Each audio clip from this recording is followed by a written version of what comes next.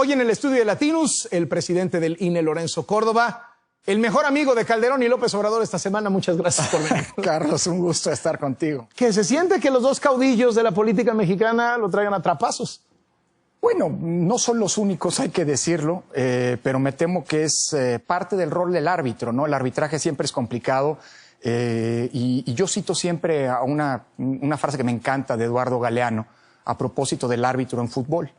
Galeano decía que el árbitro está condenado a quedar mal con todos, con quien gana, porque el que gana siempre va a decir que ganó a pesar del árbitro, y el que pierde siempre, por supuesto, va a decir que perdió por culpa del árbitro. Bueno, a quien no está conforme con las decisiones siempre va a criticar las decisiones de la autoridad electoral. En Carlos, estos días, un tercio de los gobernadores del país rompen con la CONAGO y dicen algo que me parece muy grave, y es: el presidente López Obrador es una amenaza a la democracia. La democracia está bajo amenaza en México. A usted se le paga por cuidar la democracia. Así es. ¿La ve bajo amenaza? Bueno, no por un personaje en particular, sino por el contexto. No son contextos buenos para las democracias en todo el mundo, no lo eran antes de la pandemia, y la pandemia ha venido a agravar esta circunstancia. Fenómenos como la polarización política, que es una polarización distinta a la que habíamos visto en otros momentos. Porque en política es natural que las posturas distintas jalen hacia su lado, choquen. Durante las campañas es natural, pues esos son los espacios institucionales para la confrontación de las distintas posturas políticas. El problema es que hoy estamos viendo una polarización aderezada con intolerancia. Y la intolerancia es el valor antidemocrático por excelencia. Entonces, hoy lo que estamos teniendo es una confrontación pública, política, de posturas que no solamente se distinguen de las otras, sino que niegan a las otras, descalifican a las otras, le quitan legitimidad, la legitimidad que supone... Sí, es que es una descalificación moral de todo. Así es. Entonces, yo creo que sí estamos en una situación de riesgo, no por un actor en particular. Creo que la democracia mexicana tiene instituciones que están siendo criticadas de manera muy intensa, pero creo que hay una cierta solidez institucional. El problema es si esa institucionalidad no aguanta, si se quiebra, si se rompe, porque entonces ahí sí no tenemos esos cauces que permiten que la democracia se recree en la diversidad que caracteriza una sociedad tan plural como la nuestra. ¿Nunca habíamos estado en un riesgo tan grave como el actual? Yo creo que sí lo hemos estado, pero las circunstancias hoy son muy distintas. Es decir, ya no solamente estamos viviendo una situación de, digámoslo así, crisis de confianza en la política, sino además de esa crisis hoy tenemos una crisis económica que va a arrojar a decenas de millones de personas en el mundo a la pobreza, que va a incrementar el descontento con los resultados de los gobiernos democráticamente electos, descontento con la democracia misma, una crisis sanitaria. Y además, déjame decirlo así, también una crisis de las propias instituciones, ¿no? Producto de esta desconfianza, de esta erosión, de esta falta de cuidado hasta en el discurso que los actores políticos han venido incrementando. Entonces, se están juntando muchas crisis en un mismo momento y sobre todo en tiempos que son de grandes definiciones. La elección del próximo año, aunque no es presidencial, es clave para el futuro político del país, ¿no? ¿Es la prueba de fuego para Lorenzo Córdoba la elección del 21? Bueno, es la última elección que me va a tocar organizar en términos de elección federal como presidente del Consejo General, y la verdad, desde ese punto de vista, sí lo es. La elección del 2015 fue una elección complejísima, porque por primera vez hubo grupos sociales que intentaron boicotear la elección. La de 2018, por obvias razones, pues, siendo una elección presidencial, fue una elección muy delicada. Una elección que terminó con por primera vez con la llegada de la izquierda al poder, y las del 21 van a ser elecciones en tiempos de pandemia, elecciones con una crispación como nunca antes, las elecciones más grandes de la historia, tanto por el número de potenciales electores como por el número de cargos que están en disputa. Entonces sí, en muchos sentidos es la prueba de fuego de una administración en el INE. ¿Detectan que hay un grupo que busca dinamitar al INE? No sabría decirte si hay un grupo, pero sí hay muchas pulsiones poco institucionales y en este sentido poco democráticas. A ver. Creo que ha habido hay un discurso de desprecio por ciertas instituciones, por cierto, las instituciones de control del poder político, y que son instituciones vitales para el funcionamiento de la democracia constitucional. Hay un discurso de odio alimentado en muchas ocasiones desde grupos en el poder, un discurso de descalificación que no es un discurso de crítica, porque el discurso de crítica es indispensable para el funcionamiento de una democracia. Es más, para el buen funcionamiento de una institución que no está sujeta a contextos de exigencia, pues es una institución que se relaja, y por eso la crítica es indispensable, digo yo. Pero cuando el discurso no es un discurso de crítica, sino un discurso que claramente tiene una animosidad de deconstrucción institucional, pues entonces sí hay evidentemente grupos que les molesta jugar con base en las reglas, los códigos y sobre todo los valores de la democracia. Para decirlo claro, Lorenzo Córdoba, estos grupos no están alentados desde la mañanera, no están alentados por el presidente López Obrador. No es el presidente López Obrador el abanderado del discurso antiinstitucional y del odio en la política mexicana. Mira, ha habido una cosa curiosa. En ocasiones te podría decir sí, pero ha habido muchas otras ocasiones en las que estas pulsiones han sido incluso frenadas desde el propio... pero surgen de Morena. Desde la tribuna surgen del movimiento presidencial. Surgen, bueno, Morena es una cosa muy compleja. Por eso digo, o sea, surgen de ahí. Y no solamente son Morena, son muchos sectores. Es decir, hay muchos, ha habido siempre grupos a los que la institucionalidad democrática no les gusta. Siempre han sido grupos minoritarios. Hoy tienen un peso y voces no menores. Es grave cuando desde, por ejemplo, secretarías de Estado se descalifica la actuación de un órgano que no tiene ninguna, sobre el que no se tiene ninguna competencia porque somos un órgano autónomo.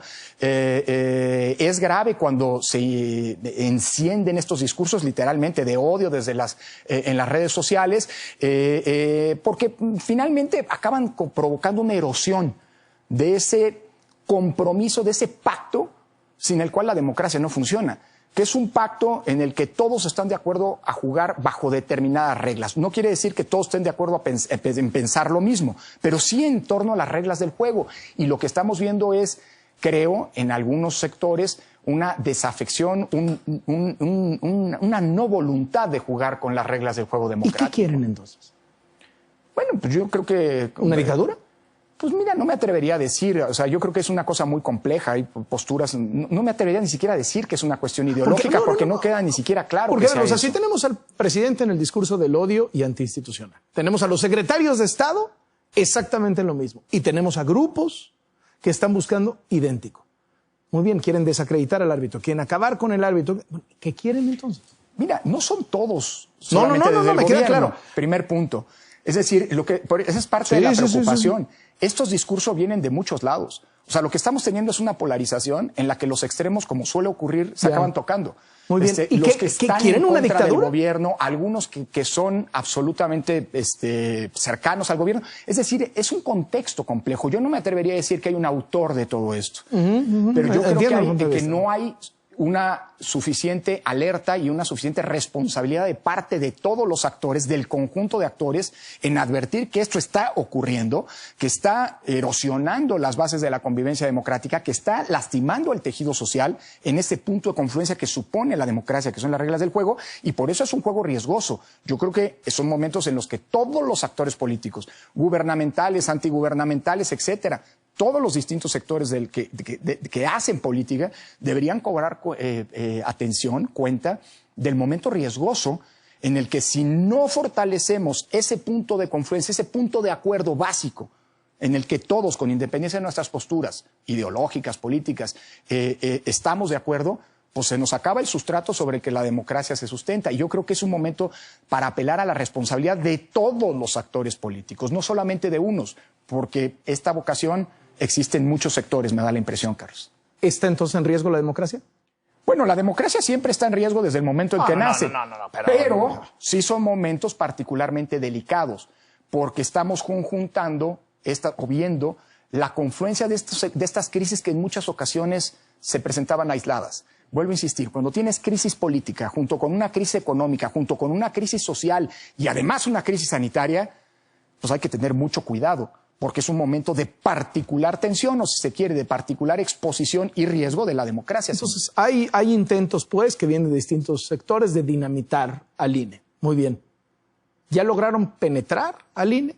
¿Ya lograron meter al INE y apoderarse de órganos del INE, de asientos en el Consejo, que buscan desde adentro romper yo diría que no. El INE ha sido una institución fuerte, claro, es una institución que está sometida a un montón de presiones. Si tú ves la ruta del último año, pues ha habido intentos de reformas electorales que claramente tenían el propósito, digámoslo así, de debilitar la autonomía o más bien de construir una especie de control desde los órganos políticos, entiéndase Cámara de Diputados, sobre el funcionamiento del instituto. Se planteaba, por ejemplo, que las estructuras desconcentradas del INE que se despliegan cuando hay una elección no fueran nombradas por el Consejo General, sino desde la Cámara de Diputados con una mayoría simple.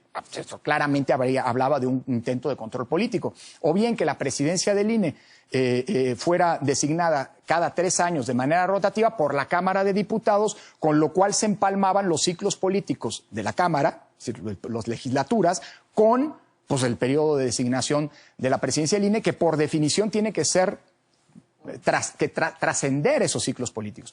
Hubo intentos, claramente, pues hubo, en fin, el proceso de selección de los consejeros electorales evidenció que en algún momento hubo un riesgo de cooptar, digámoslo así, de controlar. Afortunadamente, eso fracasó, gracias al trabajo del Comité Técnico de Selección y de que el consenso en la Cámara de Diputados se privilegió desde el principio hasta el final. Pero hubo claramente, digamos, expresiones que pretendían imponer un mayoriteo que en este caso habría sido antidemocrático para colocar alfiles cercanos a ciertas posturas políticas. Yo creo, sin embargo, que no hay que bajar la guardia. A ver, son 3 que acaba de enumerar, ¿no? Que posiblemente haya más, pero de número 3, lo de la reforma electoral, lo de la presidencia del INE, lo de los consejeros. Bueno, ¿De quién vinieron esas 3? Bueno, de algunos grupos. De Morena.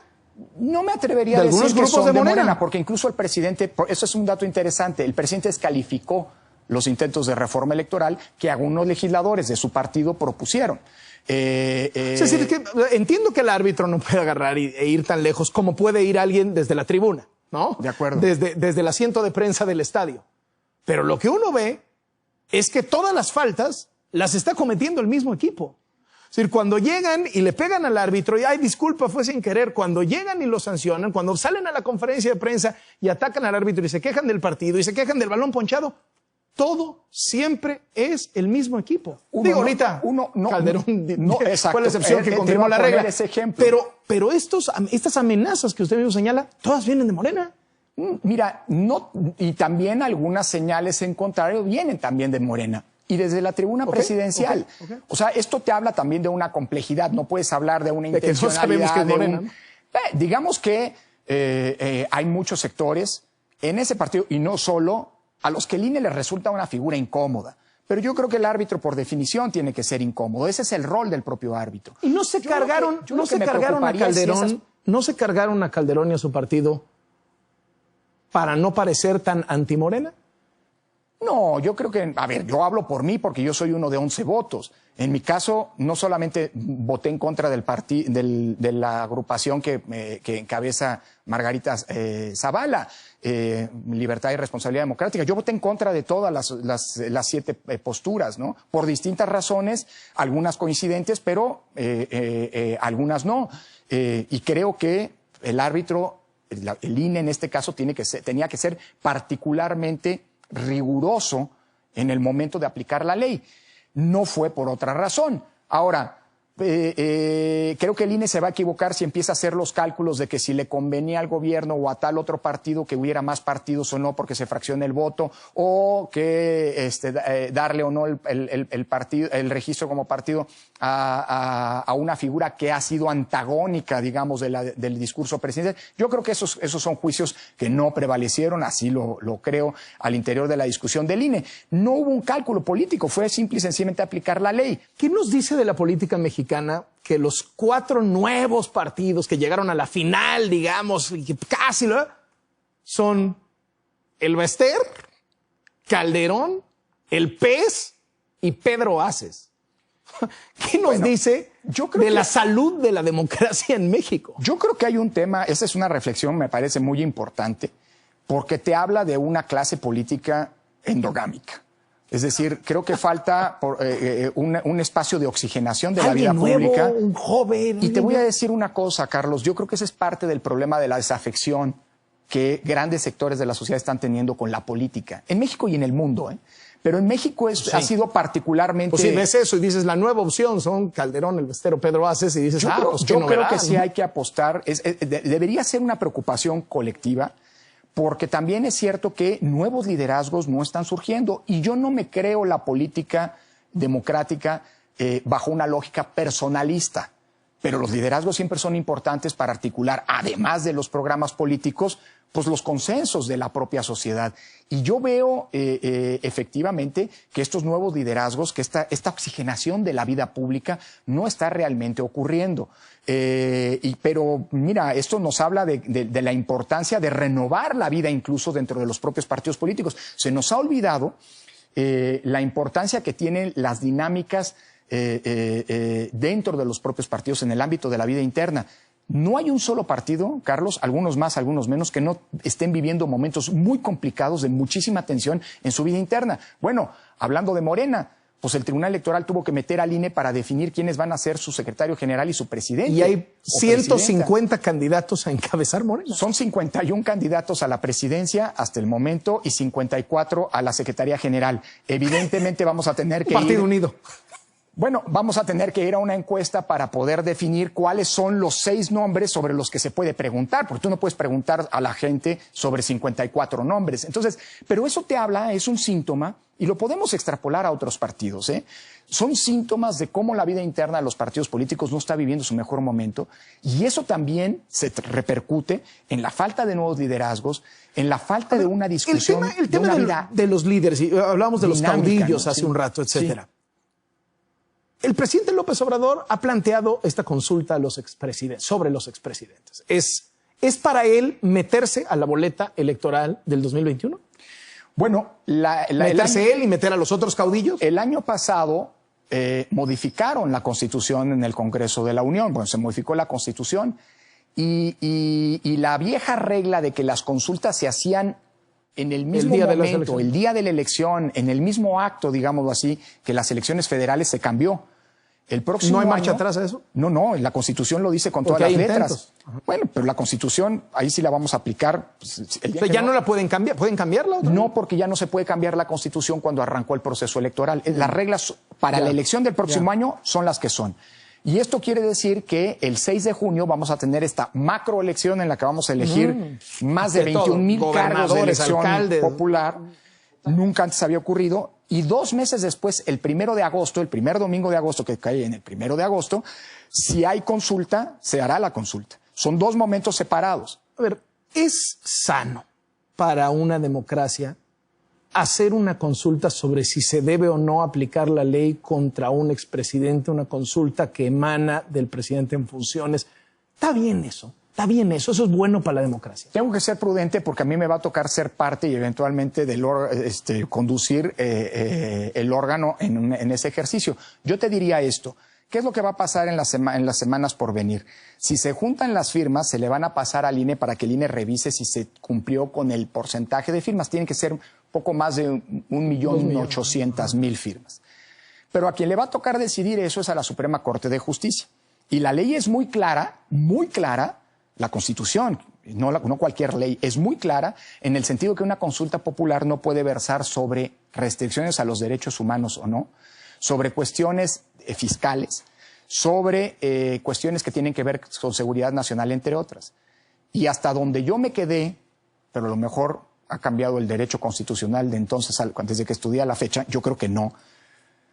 Pues el debido proceso no es algo que es un derecho humano y no es algo que esté sujeto consecuentemente a una cosa, pero no soy quien para juzgarlo. Insisto, para eso tendrá que en su momento la Corte pronunciarse sobre si es constitucional o no el tema y la pregunta de una eventual consulta. Otra de las cosas que ha generado mucha polémica, la mañanera. Esto que es todo y nada, ¿no?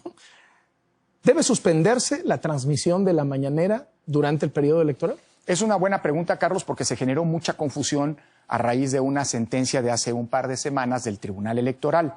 Déjame reconstruir brevemente, telegráficamente el caso. Esta resolución de la que hablo del Tribunal Electoral fue provocada porque la Secretaría de Gobernación le consultó al INE si había algunos promocionales gubernamentales que se podían transmitir durante las campañas electorales en Coahuila y en Hidalgo, que como sabes van a elecciones en un mes. El INE aprovechó y nos presentaron las distintas campañas publicitarias. algunas que tienen que ver con educación, con protección civil, se avalaron.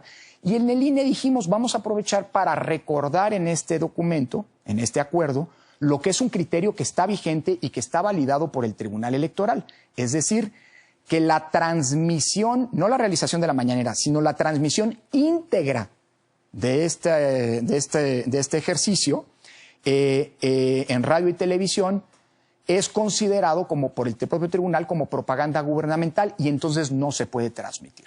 ¿Qué nos dijo el Tribunal Electoral? A ver, a ti te preguntaron sobre A, B, C y D. No puedes contestar E.